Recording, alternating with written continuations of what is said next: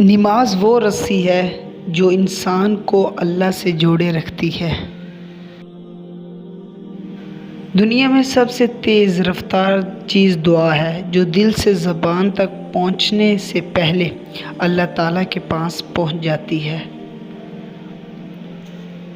رات کی خاموشی کے آنسو ضدی بچے کی طرح اپنے رب کی بارگاہ میں بات منوا لیتے ہیں، اور جو کچھ تم چھپاؤ اور جو ظاہر کرو اللہ تعالیٰ سب جانتا ہے۔ ہمیں پتہ بھی نہیں ہوتا کہ ہمارا رب ہمیں کس کس مقام پر گرنے سے پہلے تھام لیتا ہے۔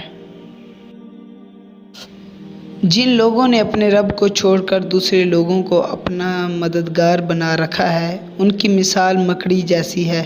وہ ایک گھر بناتی ہے، سب سے کمزور گھر مکڑی کا ہوتا ہے۔ کاش کہ یہ لوگ جانتے۔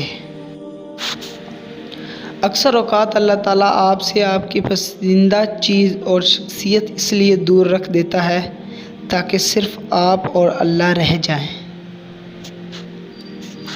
اگر دنیا میں اپنی جگہ بنانی ہے تو سب سے خوبصورت جگہ کسی کی سوچ میں رہنا، کسی کی دعا میں رہنا اور کسی کے دل میں رہنا ہے۔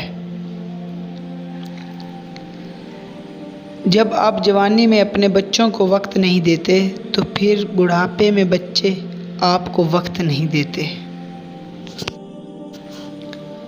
پاک دامن عورت کی دو نشانیاں ہیں۔ نکاح سے پہلے جان لو تو خوش رہو گے، بد اخلاقی پر خوش اخلاق ہو اور ہر کام سے پہلے بسم اللہ پڑھتی ہو۔